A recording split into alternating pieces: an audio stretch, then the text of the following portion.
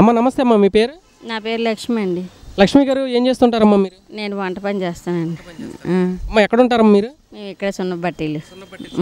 విజయవాడ తూర్పు నియోజకవర్గం వస్తుంది కదా? అవునమ్మా. అమ్మ ఎలక్షన్స్ రాబోతూ ఉన్నాయి కదా, మరి మీ నియోజకవర్గం నుంచి ఎవరెవరు పోటీ చేస్తున్నారో మీకు తెలిసే ఉంటుంది. గద్దె రామ్మోహన్ గారు టీడీపీ పార్టీ నుంచి, అలానే వైఎస్ఆర్సీపీ పార్టీ తరపు నుంచి యలమంచిల రవి గారు సమన్వయకర్తగా ఉన్నారు ఇక్కడ ప్రజెంట్.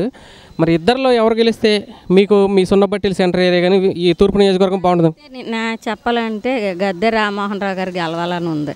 ఎందుకంటే వ్యక్తిగతంగా ఆయన చాలా మంచోడు, ఎవరిని వెళ్ళినా ఆదరిస్తాడు, ఏ పనన్నా చేస్తాడు, చాలా మంచోడు. ఆయన గెలిస్తే బాగుంటుందని అనుకుంటున్నాను నేను. చాలా బాగా చేశాడు ఆయన. పార్టీలో ఉన్నా లేకపోయినా నువ్వా నేనా తేడా లేకుండా ఎవరికైనా గద్దె రామ్మోహన్ రావు చాలా మంచి వ్యక్తి. వ్యక్తిగతంగా కానీ పార్టీగా కానీ అన్ని రకాల మంచి మనిషి గద్దె రామ్మోహన్. నాకు సరిగ్గా తెలియదండి. థ్యాంక్ యూ అమ్మ.